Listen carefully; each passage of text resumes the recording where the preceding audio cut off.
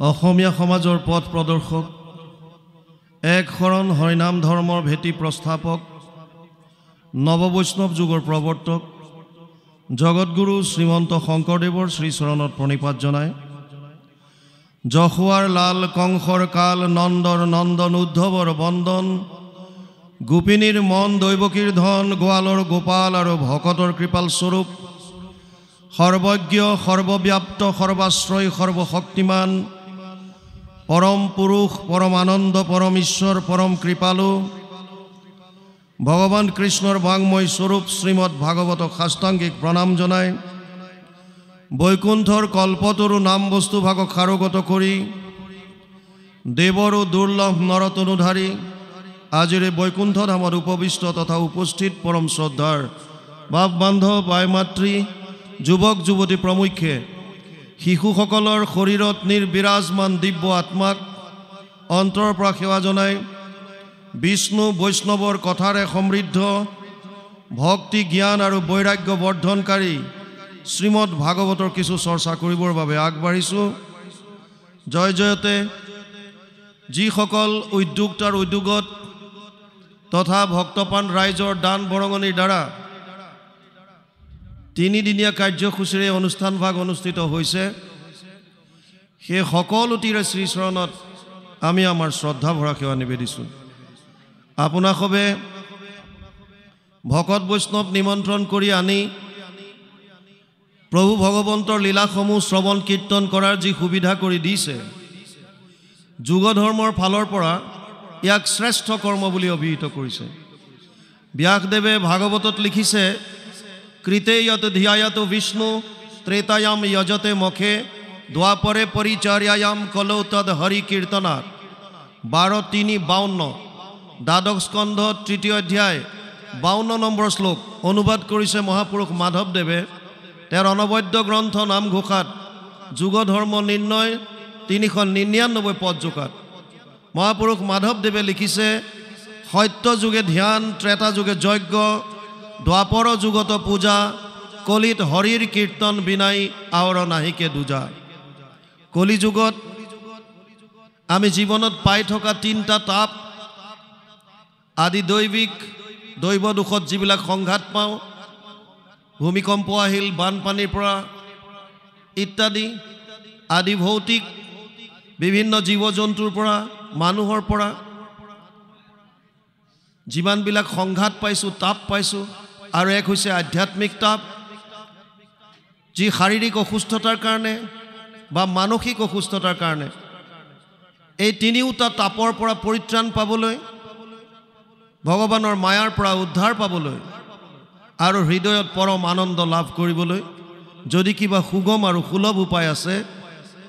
সেয়া হৈছে কৃষ্ণত একান্ত শৰণ আৰু ভকতৰ লগত প্ৰভু ভগৱন্তৰ লীলাসমূহৰ শ্ৰৱণ কীৰ্তন। সেয়ে যিসকলে উদ্যোগ লৈ এই অনুষ্ঠান অনুষ্ঠিত কৰিছে, যিসকলৰ দান বৰঙণি কায়িকভাৱে সহায় সহযোগিতা কৰিছে, যিসকলে এই অনুষ্ঠানত সহযোগ কৰি আৰু কৌষ্ঠৱ বৃদ্ধি কৰিছে, এই সমস্তৰে শ্ৰীচৰণত আমি পুনৰবাৰ আমাৰ সেৱা নিবেদিছোঁ। কৃষ্ণ। বৰ্তমান অসমত ভাগৱতৰ এক জোৱাৰ উঠিছে। চাৰিওফালে কেৱল ভাগৱতৰ চৰ্চা। যিকেইজন ব্যাখ্যাকাৰ বা আলোচক হয়তো এটা দিনো খালী নাই কাৰো, 2 মাহ 3 মাহ 4 মাহ পুৰা বুক হৈ আছে, ভাগৱত শুনিছে। আৰু তাৰ উপৰি ছ'চিয়েল মিডিয়া, মোবাইলত হওক, লেপটপত হওক, ইউটিউবৰ দ্বাৰা শ্ৰৱণ কৰি আছে। ই শুভ লক্ষণ। ব্যাসদেৱে পদ্ম পুৰাণত লিখিছে, 18খন পুৰাণৰ ভিতৰত দ্বিতীয়খন ডাঙৰ পুৰাণ হৈছে পদ্ম পুৰাণ। ডাঙৰ পুৰাণখন হৈছে আটাইতকৈ ডাঙৰখন স্কন্ধ পুৰাণ, য'ত 81,100টা শ্লোক আছে। দ্বিতীয়খন ডাঙৰ পুৰাণ হৈছে পদ্ম পুৰাণ, য'ত 55,000 শ্লোক আছে। ইয়াৰ শেষৰ খণ্ডটো উত্তৰ খণ্ড বুলি কয়। তাত 6টা অধ্যায়ত ভাগৱত মাহাত্ম্য নাম দি ভাগৱতৰ মহিমা গাইছে। তাত ব্যাসদেৱে লিখিছে, এতদস্মাৎ পৰম কিঞ্চিত মন শুদ্ধে ন বিদ্যতে জন্মান্তৰে ভৱেত পুণ্যম তদা ভাগৱতম লভেত। পদ্মপুৰাণ উত্তৰ খণ্ড ভাগৱত মাহাত্ম্য প্ৰথম অধ্যায় 12 নম্বৰ শ্লোক। ব্যাসদেৱে কৈছে আমাৰ ভাৱৰ শুদ্ধতাৰ কাৰণে ভাগৱততকৈ শ্ৰেষ্ঠ গ্ৰন্থ আন একো নাই। এতিয়া ডাঙৰ কথা হ'ল আমি যিমান কৰ্ম কৰোঁ কৰ্মবিলাক আমাৰ ভাৱৰ ওপৰত ভিত্তি কৰি কৰা হয়। যাৰ যেনেকুৱা ভাৱ তাৰ তেনেকুৱা কৰ্ম হয়। যদি আমাৰ ভাৱত শুদ্ধতা আহিলহেঁতেন ব্যাসদেৱৰ মতে ভাগৱত শুনিলে ভাৱৰ শুদ্ধতা আহিব, কনফাৰ্ম। আৰু ভাৱৰ শুদ্ধতা যদি আহে তেতিয়াহ'লে আমাৰ দ্বাৰা কোনো ধৰণৰ অপকৰ্ম হ'ব নালাগে। চোৰ ডকাইত, ধৰ্ষণ, লুণ্ঠন, হিংসা, দ্বেষ, কাম, ক্ৰোধ সমাজত এইবিলাক একো থাকিব নালাগিছিল। কিন্তু যদি আমি সমাজখনলৈ চাওঁ তেতিয়া দেখা পাওঁ যে এতিয়াও ধৰ্মৰ সমান্তৰালভাৱে চোৰ ডকাইত, ধৰ্ষণ, লুণ্ঠন, হিংসা, দ্বেষ এইবিলাকো চলি আছে। তাৰমানে ৰেলৱে চিৰি দুডালৰ দৰে এফালে ধৰ্ম হৈ আছে আৰু এফালে কৰ্ম হৈ আছে। কৰ্মৰ ক্ষেত্ৰত ধৰ্মৰ কোনো প্ৰভাৱ পৰা নাই। আৰু আনহাতে ব্যাসদেৱে কৈছে যে ইয়াতকৈ শ্ৰেষ্ঠ গ্ৰন্থ ভাৱ শুদ্ধিকৰণৰ কাৰণে আন একো নাই। ব্যাসদেৱৰ কথাটো মিছা হ'ব নোৱাৰে। তথাপিও আমাৰ যদি ভাৱ শুদ্ধ হোৱা নাই ইয়াৰ কাৰণ কি হ'ব পাৰে? প্ৰথম, আমি যেনেকৈ ভাগৱত শ্ৰৱণ কৰিব লাগে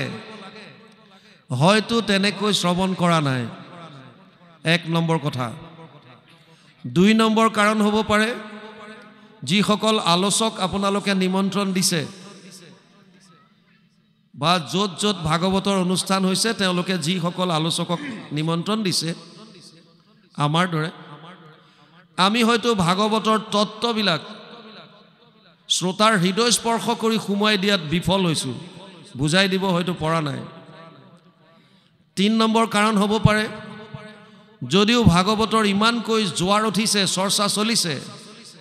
এতিয়াও হয়তো এটা চামে নিজকে ভাগৱত শুনাৰ পৰা আঁতৰাই ৰাখিছে, হৈ আছে ওচৰত, আমি নুশুনো। আৰু 4ৰ্থ কাৰণ হ'ব পাৰে শুনাটো শুনিছোঁ, বুজাটো বুজিছোঁ, কিন্তু মানিবলৈ ইচ্ছা নাই। ভগৱান কৃষ্ণ শান্তিদূত হৈ হস্তিনাপুৰলৈ গৈছে। দুৰ্যোধনক কৈছে, হে দুৰ্যোধন, কুৰুক্ষেত্ৰ যুদ্ধ যদি তুমি নোহোৱাটো বিচাৰিছা মোৰ এটা অনুৰোধ ৰক্ষা কৰা। কি? 5খন গাঁও মাত্ৰ পঞ্চপাণ্ডৱক দিয়া, 5 জনৰ কাৰণে 5খন গাঁও দিয়া আৰু কুৰুক্ষেত্ৰ যুদ্ধ নহয়। দুৰ্যোধনে কৈছে 5খন গাঁও? মইতো বেজীৰ আগত উঠা মাটিকণো বিনা যুদ্ধে নিদিওঁ। ভগৱান কৃষ্ণই সুধিছিল, হে দুৰ্যোধন, তুমি ধৰ্ম কি বুজি পোৱা নে নাই? দুৰ্যোধনে কৈছে, জানামি ধৰ্মম নাচামে প্ৰবৃত্তি। মই ধৰ্ম কি জানো, কিন্তু মোৰ মানিবলৈ ইচ্ছা নাই। অধৰ্ম কি জাননে নাই? জানামি অধৰ্মম নাচামে নিবৃত্তি। অধৰ্ম কি সেইটো জানো, নকৰাকে থাকিব নোৱাৰো। আৰু সুবিধা লৈছে, কেনাপি দেৱেনা হৃতিষ্ঠিতম যথা নিয়োজয়সি তথা কৰমি। মহাপুৰুষ মাধৱদেৱে মহাভাৰতৰ এই শ্লোকটো ঘোষাত অনুবাদ কৰি থলে। ধৰ্মক জানোহো মই তথাপি প্ৰবৃত্তি নাই, অধৰ্মত নিবৃত্তি নহয়, হৃদিষ্ঠিত হয়া তুমি যেন কৰা বাহা স্বামী, ঋষিকেশ কৰিব তেনয়। তাৰ মানে জনাত আমি হয়তো জানিছোঁ, মানিবলৈ ইচ্ছা নাই। আৰু যদি প্ৰথমটো পইণ্টত আহোঁ যে শুনাত যদি কিবা খেলি মেলি হৈছে, কেনেকৈ শুনিব লাগে? আপোনালোকে কালিও দিনটো শুনিছে, আমাৰ শ্ৰদ্ধাৰ বনিয়া বাপ আহিছিল, বৰ সুন্দৰ ব্যাখ্যা কৰে তেখেতে। শুনিলে কেনেকৈ শুনিম? গীতাত অৰ্জুনক কৈছে, শ্ৰদ্ধাৱান লব্ধতে জ্ঞানম তৎপৰে সং যতেন্দ্ৰিয় জ্ঞানম লব্ধোৱা পৰম শান্তিম অচিৰেণ অধিগচ্ছতি। 4ৰ্থ অধ্যায় 39 নম্বৰ শ্লোক গীতা। হে অৰ্জুন, যিসকল শ্ৰদ্ধাৱান তেওঁলোকেহে জ্ঞান লাভ কৰিব পাৰিব, আমি শুনি আছোঁ যদি শাস্ত্ৰৰ প্ৰতি আমাৰ শ্ৰদ্ধা নাই তেতিয়াহ'লে ইফালে সোমাব ইফালে ওলাব উদাহৰণ লৈ বুজক এটা শ্ৰেণী কোঠাত 100 জন ছাত্ৰ ছাত্ৰী এজন শিক্ষক এটা বিষয় এবছৰ ধৰি পাঠদান কৰে কিন্তু পৰীক্ষাৰ সময়ত এই 100 জনৰ ভিতৰত মুষ্টিমেয় কেইজনমান 90 ৰ ওপৰলৈ যাব পাৰে প্ৰায়বিলাক 60 পৰা 80 ৰ ভিতৰত আৰু তাৰে কিছুমানে ফেইল কৰে কিয় এজনেই শিক্ষকে পাঠদান কৰিছে এটা বিষয়ে পঢ়াইছে একেখিনি সময়ে পঢ়াইছে আমাৰ শ্ৰদ্ধা বিষয়টোৰ ওপৰত শ্ৰদ্ধা আছে নে নাই শিক্ষকজনৰ ওপৰত শ্ৰদ্ধা আছে নে নাই শিক্ষানুষ্ঠানটোৰ ওপৰত শ্ৰদ্ধা আছে নে নাই শ্ৰদ্ধা কেতিয়া আহিব যেতিয়া আপোনালোকে মাহাত্ম্য জানিব উদাহৰণ লৈ বুজক এখন ট্ৰেইনত এটা পৰিয়ালে যাত্ৰা কৰিছে গিৰিয়েক ঘৈণীয়েক আৰু ল'ৰা ছোৱালী দুটা AC 2 টায়াৰ ৰিজাৰ্ভেশ্যন কৰিছে আমাৰ এটা স্বভাৱ থাকে যদি আমি আমাৰ টিকেট যদি কনফাৰ্ম হয় আমি ভাবো যে আমাৰ সিটত যাতে বেলেগে আহি আমনি নকৰক এই কাৰণে মাক বাপেকে সৰু ল'ৰা ছোৱালী দুটাক 4টা সিট যেতিয়া ৰিজাৰ্ভ কৰিছে ওপৰৰ বাৰ্থ কিটাত বস্তুখিনি পাতলকৈ মেলি দিছে বেগ কিটা এফালে মাক বহিছে এফালে বাপেক আৰু ল'ৰা ছোৱালী দুটাক দীঘলকৈ খুৱাই দিছে উদ্দেশ্য এটাই সিটটো অকুপাই কৰ যাতে কোনো মানুহ আহি ইয়াত বেলেগ মানুহ বহিব নোৱাৰে ট্ৰেইন চলিবলৈ ধৰাৰ আগে আগে এজন ভদ্ৰ পুৰুষে হাতত এটা ব্ৰিফকেছ লৈ এই কম্পাৰ্টমেণ্টত সোমাইছে আৰু দেখিছে মাকৰ কোলাত মূৰ দি 7 বছৰ মানৰ সৰু ল'ৰা এটা দীঘলকৈ ভৰি মেলি শুই আছে তাক ক'লেও বোপায় অকণমান ভৰিকিটা কচোৱা মই ইয়াতে বহোঁ মই 3-4টা মান ষ্টেচনৰ পাছত নামি যাম মাক বাপেকে একেলগে কৈছে ভৰি মেল পিতেকক কৈছে তাৰ মানে মানুহজনক ইনডাইৰেক্টলি বুজাই দিছে যে তই ইয়াত বহিব নোৱাৰ মানুহজন ভদ্ৰ গতিকে তেওঁ হাতত ব্ৰিফকেছটো লৈ ৰেলিংডালত ধৰি থিয় হৈ আছে ট্ৰেইন চলা আৰম্ভ কৰিছে ল'ৰাটোৱে হাতত চিপছৰ পেকেট দুটামান লৈ গৈছিল সৰু ল'ৰা ভাবিছে ট্ৰেইনত উঠিম আৰু চিপছ খাম কিন্তু মাক বাপেকে শুই যাবলৈ ক'লে সৰুৱে এটা শিক্ষা দিছে শুই খাব নাপায় আমাৰ সমাজত নাপায় বহুত আছে যিবিলাক নাপায় বিজ্ঞানসন্মত কিবা কাৰণ আছে লজিষ্টিক গ্ৰাউণ্ড আছে সেইবিলাক মানক যিবিলাক কোনো তাৰ অৰ্থ নাই সেইবিলাক মানি লাভ নাই আমি বহু জেগাত শুনো আইসকলে বোলে ভাগৱত পঢ়িব নাপায় গীতা পঢ়িব নাপায় নামঘৰত চাকি বন্তি জ্বলাব নাপায় এইবিলাক সব অন্ধবিশ্বাস সমস্ত ভূতত ব্যাপী আছো মই হৰি সবাকো মানিবা তুমি বিষ্ণু বুদ্ধি কৰি বিশেষত মনুষ্যগণত যিটো নৰে বিষ্ণু বুদ্ধি কৰি সৰ্বদায় মান্য কৰে আপোনালোকৰ আমাৰ মাজত এটাই পাৰ্থক্য কেৱল শাৰীৰিক আত্মা হিচাপে আমি সব এক গতিকে কোনো ইয়াত নাপায় বোলা বস্তুটো নাই আৰু আইসকলেও জানে কেতিয়া তেওঁলোক নামঘৰত সোমাব নাপায় আৰু কেতিয়া পায় এইটো তেওঁলোকে জানে কিন্তু আমাক এইবিলাক বস্তুৰ পৰা নাপায় কৰি গ্ৰন্থ অধ্যয়নৰ পৰা আঁতৰাই ৰাখিছে যাতে আমি আসল তত্ত্বটো বুজি নাপাওঁ আৰু আমাক যি ধৰণে যোনে যেনেকৈ চলাব বিচাৰে তেনেকৈ যাতে চলাই যাব পাৰে যেতিয়া গ্ৰন্থ অধ্যয়ন কৰিবলৈ ল'ব নিজে বিশেষকৈ আইসকলে তেতিয়া গম পাব কি পায় কি নাপায় সব আছে আমি গাড়ী চলাই ঘূৰি ফুৰোতে কেতিয়াবা আমাৰ আগত বেলেগ গাড়ী যদি থাকে আগেদি মেকুৰী যদি পাৰ হৈ যায় তেওঁলোকে গাড়ী ব্ৰেক মাৰিলে ৰখাই দিলে আৰু হাৱাতে কিবা পুৰঞ্চিন থু থা তথাপিও সাহস নকৰে গ্লাছখন খুলি আমাক ইংগিত কৰে আগবাঢ়ক কিয় মেকুৰী পাৰ হ'ল কি হ'ব আৰে যাত্ৰা ভংগ পাৰ হৈ গ'লে মানে তেওঁ থিতাতে মৰিবই আৰু এনেকুৱা ভাব আৰু আমি গ'লে একো নহয় গুৰুজনাই কৈছে সমস্ত ভূতত ব্যাপী আছো মই হৰি তাতকৈ ওপৰত কৈছে গৈ কুকুৰৰ শ্ৰীগাল গৰ্দৰ ভৰো আত্মা ৰাম জানিয়া সবাকো পৰি কৰিবা প্ৰণাম কুকুৰ শিয়াল গাধ যত যিমান আছে সকলোৰে শৰীৰত যিটো চৈতন্য শক্তি আছে এইটোৱে হৈছে আত্মা প্ৰভু ভগৱন্তৰ অংশ ৰাম বুলি কৈছে এইকাৰণে সকলোকে সন্মান কৰিবলৈ কৈছে সকলো জীৱৰ প্ৰতি ভাল ভাৱ তে মেকুৰীটো পাৰ হ'লে আপোনাৰ যদি দৃষ্টিকোণ যদি শুদ্ধ হয় আপুনি যদি বিষ্ণুময় দৰ্শন কৰিব পাৰে তেতিয়াহ'লেতো আপোনাৰ কাৰণে মেকুৰীটো এটা ভগৱান ৰূপে কোনো ধৰণৰ অমংগল নহয় আপুনি মেকুৰী পাৰ হৈছে গাড়ী ৰখাইছে ঠিক আছে পাৰ হ'বলৈ দিয়ক তাৰপিছত আপুনি গুচি যাওক একো নাই কিন্তু নাই অন্ধবিশ্বাস শুই শুই খাব নাপায় ইয়াত কিন্তু বিজ্ঞানজনিত কাৰণ এটা নথকা নহয় আমাৰ যিডাল শ্বাসনলী আৰু যিডাল খাদ্যনলী এই দুডাল গৈ পেলাই ইয়াত এনেকৈ জইন হৈছে আমি খৰধৰকে যেতিয়া কিবা খাওঁ তাৰ যদি অকণমানো টুকুৰা এটা শ্বাসনলীলৈ যায় তেতিয়া চৰচৰণি আহে বা কাহ আহে সেইকাৰণে খাওঁতে বিশেষভাৱে ধীৰে সুস্থিৰে বহি পেলাই সুন্দৰভাৱে গ্ৰহণ কৰিবলৈ কোৱা হয় ল'ৰাটোৱে বহুত সময় ধৈৰ্য ধৰিলে অকণমানি ল'ৰা মাক বাপেকে সৰুৰ পৰা শিক্ষা দিছে নাখাবি শুই শুই খাব নাপায় কিন্তু দেখিলে যিজন মানুহ সেই মানুহজন লৰচৰ নোহোৱা হ'ল হাতত ব্ৰিফকেছটো লৈ থিয় হৈ আছে ই বহিবও নোৱাৰা হ'ল এতিয়া বহিলেই মানুহজন চিটত বহি যাব উপায়ন্তৰ হৈ ভাবিলে যি হ'ব হ'ব শুই শুয়ে খাওঁ আজি আৰু চিপছৰ পেকেট ফালি যেতিয়াই খোৱা আৰম্ভ কৰিলে তাৰ এটা টুকুৰা শ্বাসনলীৰ ফালত লাগি গ'ল চৰচৰণি আহিবলৈ ধৰিলে কাহ আহিবলৈ ধৰিলে ল'ৰাটোৰ আছিল হাঁপানী বেমাৰ এজমেটিক প্ৰব্লেম যেতিয়াই কাহ আহিলে চৰচৰণি আহিলে তাৰ পাছত তাৰ ঘেৰঘেৰণি আৰম্ভ হৈ গ'ল উশাহ ল'বলৈ টান পাইছে মাক বাপেকৰ এতিয়া অৱস্থা নাই ল'ৰাটো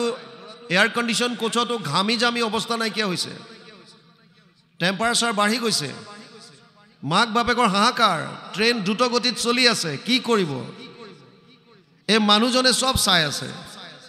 শেষত তেওঁ ব্ৰিফকেছটো তলত নমাই থলে আৰু নমাই পেলাই ষ্টেথিস্কোপডাল লগাই ল'ৰাটোক চেক আপ কৰিলে আৰু তাৰ পাছত এটা বেজি দিলে ইনজেকশ্যন এটা দিলে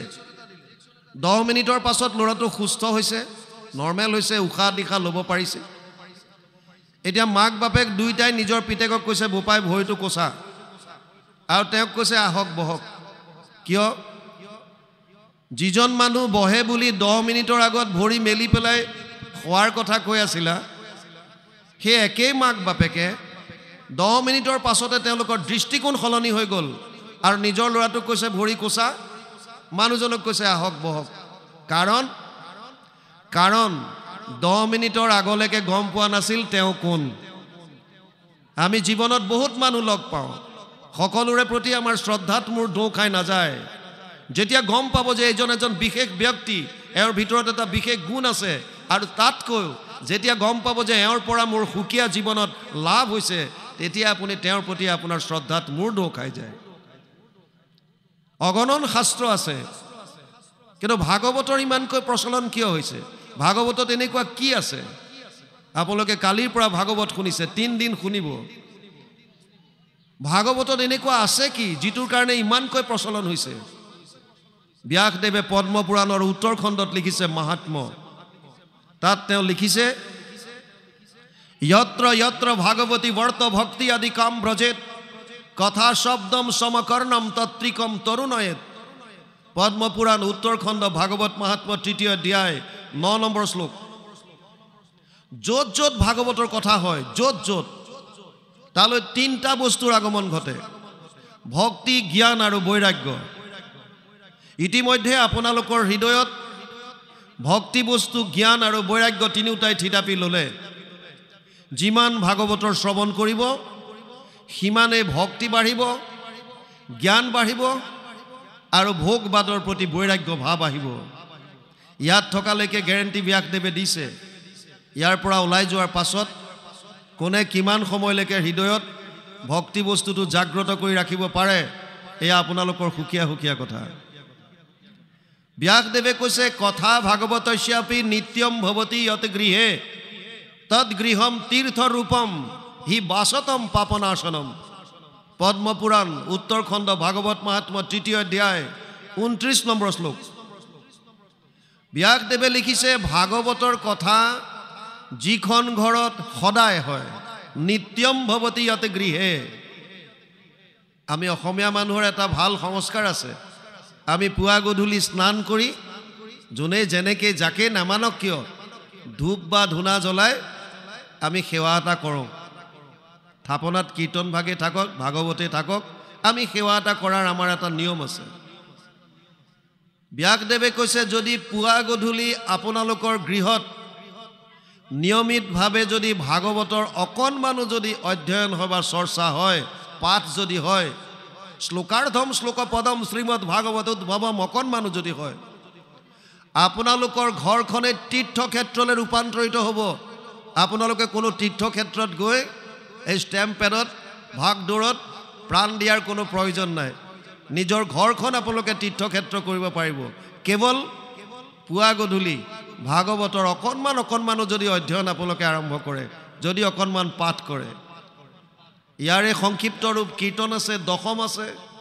মহাপুৰুষ মাধৱদেৱে ঘোষা কৰিছে, ৰত্নাৱলী লিখিছে, প্ৰভু ভগৱন্তৰ বিভিন্ন ধৰণৰ ভক্তি মাৰ্গৰ গ্ৰন্থ। অকণমানো যদি সদায় নিয়মিতভাৱে কৰে, তেতিয়াহ'লে ব্যাসদেৱে লিখিছে আপোনাৰ ঘৰখন তীৰ্থক্ষেত্ৰলৈ ৰূপান্তৰিত হ'ব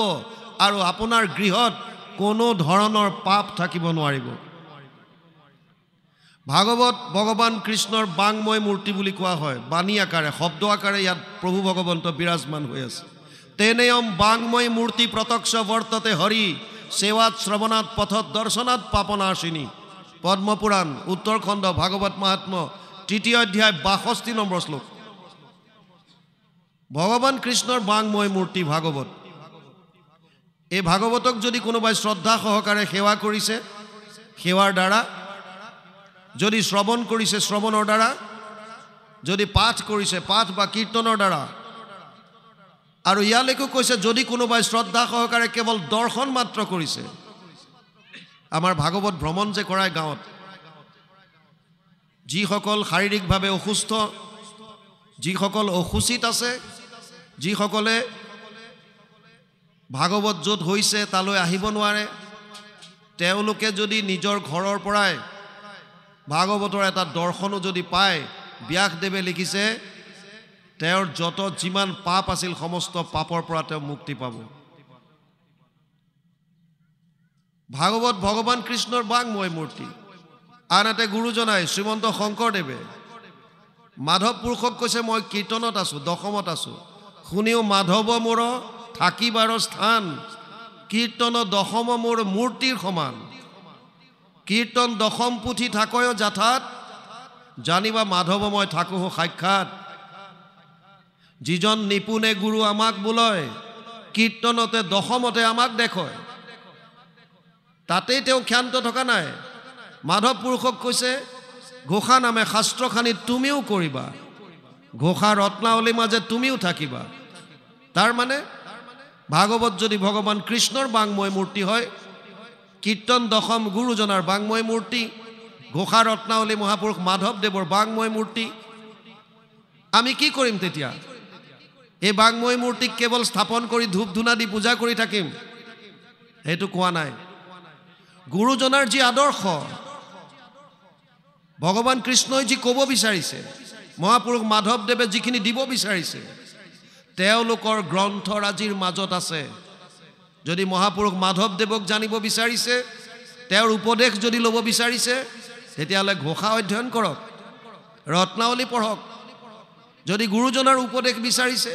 গুৰুজনাক জানিব বিচাৰিছে, কীৰ্তন দশমত তেওঁ আছে বুলি কৈছে, অধ্যয়ন কৰিব লাগিব। আৰু ভগৱান কৃষ্ণৰ উপদেশৰ কাৰণে ভাগৱত। ভাগৱত ইয়াৰ এটা ডাঙৰ মাহাত্ম্য হৈছে, ই হৈছে সমস্ত শাস্ত্ৰৰ সাৰ। আমাৰ ধৰ্মটো আচলতে যদিও আমি হিন্দু হিন্দু কওঁ, আচলতে আমাৰ ধৰ্মটো সনাতন ধৰ্ম। সনাতন ধৰ্মৰ মূল হৈছে বেদ। বেদ কোনো লিখা নাই, অপৌৰুষেয়। জগত সংহৰি সুতি আছা নাৰায়ণ, প্ৰথম নিশ্বাসে বাজ ভৈলা বেদগণ। কীৰ্তনত লিখিছে বেদস্তুতি প্ৰথম কীৰ্তনতে। জগত সংহাৰ কৰি প্ৰভু ভগৱন্ত অনন্ত শয্যাত শয়ন কৰি থকা অৱস্থাত তেওঁৰ নিশ্বাসত এই বেদ বাহিৰ হৈছিল, যি বেদৰ বিস্তাৰ কৰিছে দৈপায়নে, বাদ্ৰায়ণ, দৈপায়ন, কৃষ্ণা। বেদৰ বিস্তাৰ কৰাৰ কাৰণে তেওঁৰ নাম হ'ল বেদব্যাস। 4খন বেদ, ঋক সাম যজুৰ অথৰ্বৈক্ষ চতুৰ্বেদ ঊৰ্ধ্বতে, ভাৰত পুৰাণম চ পঞ্চম বেদ উচ্যতে। 1, 4, 20 প্ৰথম স্কন্ধ 4 অধ্যায় 20 নম্বৰ শ্লোক ভাগৱত ঋগবেদ সামবেদ যজুৰ্বেদ অথৰ্ববেদ বেদ 4খন কিন্তু ব্যাসদেৱে কৈছে মহাভাৰত আৰু পুৰাণ পঞ্চম বেদ বুলি ঘোষণা কৰিছে গতিকে ভাগৱত পঞ্চম বেদ আমাৰ দুখন মহাকাব্য আছে ৰামায়ণ মহাভাৰত কম বেছি পৰিমাণে আমি ৰামায়ণ মহাভাৰতৰ কাহিনী সকলোৱে জানো মহাভাৰতত এটা পৰ্ব আছে ভীষ্ম পৰ্ব ভীষ্ম পৰ্বৰ 25 অধ্যায়ৰ পৰা 42 অধ্যায়লৈ 18টা অধ্যায় হুকিয়াকে উলিয়াই আনিছে নাম দিছে শ্ৰীমদ ভগৱত গীতা যাক আমি গীতা বুলি কওঁ গীতা শাস্ত্ৰখন মহাভাৰতৰ ভিতৰৰ বস্তু তথাপিও ই সুকীয়াকৈ এখন গ্ৰন্থ ভাগৱত যদি অধ্যয়ন কৰে ইয়াত মহাভাৰতৰ কথাও পাব ইয়াত ৰামায়ণৰ কথাও পাব নৱম স্কন্ধ ৰাজবংশাৱলী আৰু গীতাৰ কথাও পাব তাৰ মানে বেদৰ সাৰমৰ্মখিনি বেদৰ শেষৰ পাৰ্টত আছে বেদান্ত যাক আমি উপনিষদ বুলি কওঁ উপনিষদৰ সাৰ এইটোৱে সৰ্ব বেদান্ত সাৰম হি শ্ৰী ভাগৱতম ইষ্যতে য়স্য ৰসামৃত তৃপ্তস্য নানন্যত্ৰ ৰতি ক্বচিত 12 13 15 দ্বাদশ স্কন্ধ ত্ৰয়োদশ অধ্যায় 15 নম্বৰ শ্লোক ভাগৱত অনুবাদ কৰিছে মহাপুৰুষ মাধৱদেৱে ঘোষাত 18 নম্বৰ পদজোকা সমস্ত বেদান্ত সাৰ মহাভাগৱত শাস্ত্ৰ ইহাৰ অমৃত ৰস পায় পৰম সন্তোষে পান কৰিলে যিজনে তাৰ অন্যত্ৰ ৰসত ৰতি নাই গতিকে ভাগৱত আটাইকেইফালৰ পৰা যদি আমি চাওঁ এখন শ্ৰেষ্ঠ গ্ৰন্থ ইয়াক যদি শ্ৰদ্ধা সহকাৰে আমি পান কৰোঁ তেতিয়াহ'লে আমাৰ যত যি মনৰ মলিনতা আছে এইবিলাক ধুই নিকা কৰিব এই শ্ৰৱণ কৰাৰ লগে লগে কি হয় কৰ্ণপথে ভকতৰ হিয়াত প্ৰৱেশী হৰি দুৰ্বাসনা হৰে সমস্তই জলৰ যতেক মল যেহেন শৰৎকালে স্বভাৱতে নিৰ্মল কৰে আমি শুনিব সেইকাৰণে লাগে যাতে ভাগৱত শুনাৰ লগে লগে মনৰ যিমানবিলাক মলিনতা আছে এইবিলাক ধুই যাতে নিকা কৰিব পাৰে হৃদয়খন যাতে পবিত্ৰ হয় মনৰ ভাৱ যেতিয়াই পবিত্ৰ হ'ব আপুনি গম পাব আপোনাৰ হৃদয়তে যিজন ভগৱান বিৰাজমান হৈ আছে এই ভগৱানৰ অনুভৱ আপুনি কৰিব পাৰিব পৰম আনন্দ আৰু আনন্দ কেৱল আনন্দ ভাগৱতত সোমাও মূল ভাগৱত সংস্কৃত 12টা স্কন্ধই আছে সংস্কৃততো 335টা অধ্যায় আছে 18,000 শ্লোক 5,96,000 শব্দ আৰু 10টা লক্ষণ আছে অত্ৰ স্বৰ্গ বিসৰ্গ স্থানম পোষণম উতয় মনন্তৰে সমনুকথা নিৰোধ মুক্তি আশ্ৰয় 2:10 দ্বিতীয় স্কন্ধ 10ম অধ্যায় প্ৰথম শ্লোকত ভাগৱতত কি আছে এই লক্ষণকেইটা বৰ্ণনা কৰিছে সৰ্গ বিসৰ্গ স্থান পোষণ উতি মনন্তৰ ঈশানু নিৰোধ মুক্তি আশ্ৰয় সৰ্গ মানে সৃষ্টি আমি যে ব্ৰহ্মাণ্ড দেখিছোঁ কোটি কোটি ব্ৰহ্মাণ্ডৰ এটা অংশত আমি আছোঁ এনেকুৱা কোটি কোটি ব্ৰহ্মাণ্ড আছে কোটি কোটি ব্ৰহ্মাণ্ডৰ হৰি অধিকাৰী আমি নামত গাই থাকোঁ এই কোটি কোটি ব্ৰহ্মাণ্ড কেনেকৈ সৃজন হ'ল এই যে জীৱৰাশিবিলাক কেনেকৈ সৃজন হ'ল ইয়াৰ বিষয়ে জানিবলৈ তৃতীয় স্কন্ধ ভাগৱত অধ্যয়ন কৰিব লাগিব চতুৰ্থ স্কন্ধ বিসৰ্গ ব্ৰহ্মা আদিৰ দ্বাৰা সৃষ্টিৰ বিকাশ কেনেকৈ ঘটিল সেকেন্ডাৰী সৃষ্টি পঞ্চমত আছে স্থান ভূগোল আৰু খগোল খগোল মানে গ্ৰহ নক্ষত্ৰৰ বিষয়ে জ্ঞান যদি জানিব বিচাৰে জ্যোতিষৰ বিষয়ে জানিব বিচাৰে পঞ্চম স্কন্ধ ষষ্ঠ স্কন্ধত আছে পোষণ ভগৱান কৃষ্ণই জীৱসমূহ কেনেকৈ পোষণ কৰে তাৰ বিষয়ে জানিবৰ কাৰণে ষষ্ঠ স্কন্ধ অজামিল উপাখ্যান বৃত্তাসুৰ বধ চিত্ৰকেতু উপাখ্যান বিভিন্ন কাহিনীৰ দ্বাৰা সুন্দৰভাৱে বৰ্ণনা কৰিছে সপ্তম স্কন্ধ উতি মানে বাসনা আমাৰ তিনি ধৰণৰ বাসনা আছে দৈবিক বাসনা আসুৰিক বাসনা আৰু মানৱীয় বাসনা ভকতৰ কৃপাত দৈবিক বাসনা মনত জাগ্ৰত হয় ভকতৰ আশীৰ্বাদত আমাৰ মনত দৈবিক বাসনাৰ জাগ্ৰত হয় সেয়া বুজাবৰ কাৰণে প্ৰহ্লাদৰ চৰিত্ৰ আনিছে মহন্তৰ কোপত আখুৰিক বাসনা উদ্ভৱ হয় তাৰ কাৰণে হিৰণ্যকশিপু আৰু হিৰণ্যক্ষৰ কথা আনিছে মানৱীয় বাসনা বুজাবৰ কাৰণে বৰ্ণাশ্ৰম ধৰ্মৰ কথা কৈছে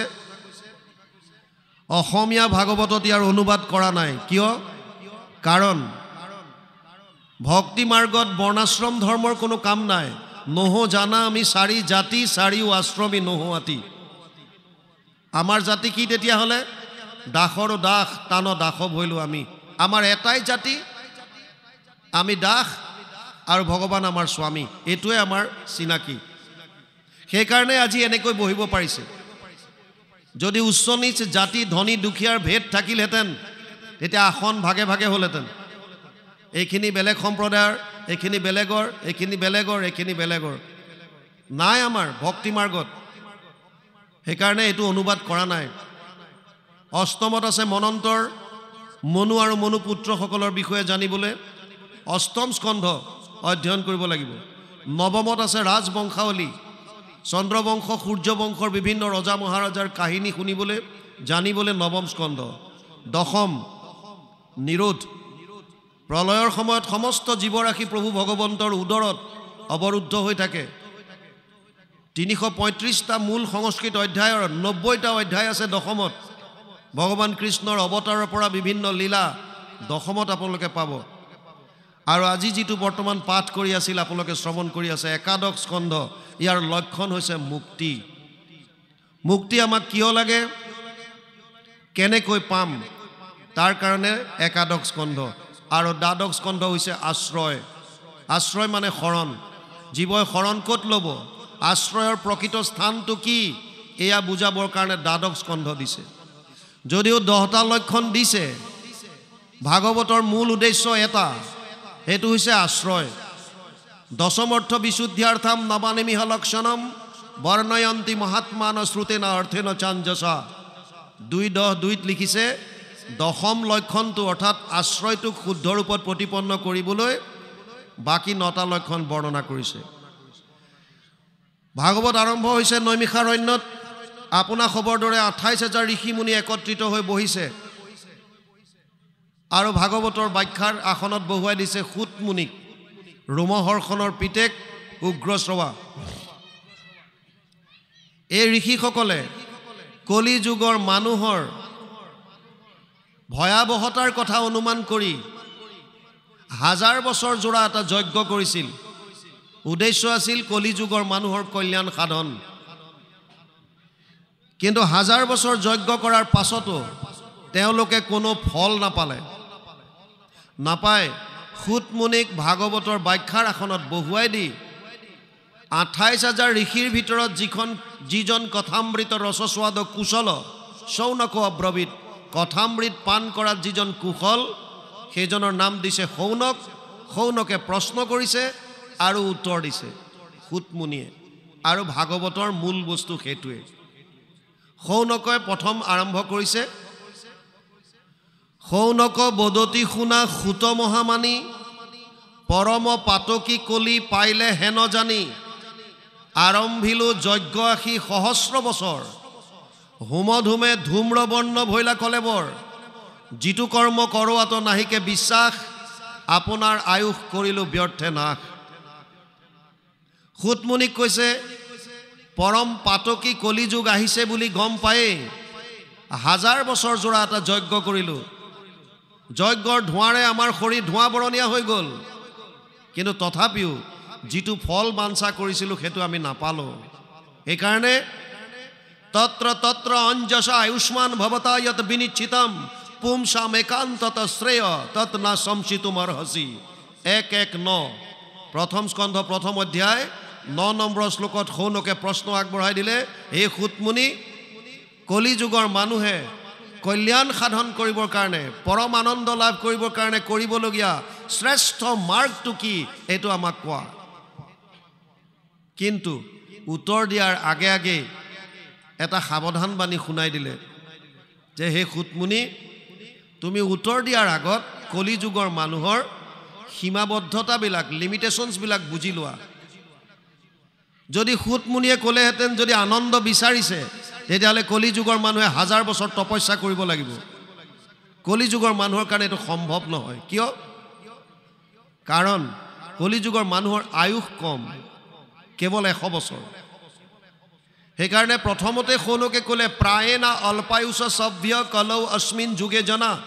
মন্দ সু মন্দ মতয়ো মন্দিয় ভাগ্য হি উপদ্ৰতা 1:10 হে খুতমুনি কলি যুগৰ মানুহৰ আয়ুস কম স্মৃতি শক্তি কম বুদ্ধিহীন ভাগ্যহীন 8টা বস্তু কলি যুগৰ মানুহৰ হ্ৰাস পাব ততচ্চ অনুদিনম ধৰ্মম সত্যম শৌচম ক্ষমা দয়া কলেন বলেন ৰাজন নংসতি আয়ু বলম স্মৃতি 8টা বস্তু কলি যুগত হ্ৰাস পাব ধৰ্ম সত্য শৌচ ক্ষমা দয়া আয়ুষ বল স্মৃতি 8টা বস্তু 12:2:1 দ্বাদশ স্কন্ধ 2য় অধ্যায় প্ৰথম শ্লোক ভাগৱত সেইকাৰণে খৌনকে কৈছে তুমি যিটো উপায় দিবা এই উপায়টো চাই চিতি দিবা কলি যুগৰ মানুহে যাতে অৱলম্বন কৰিব পাৰে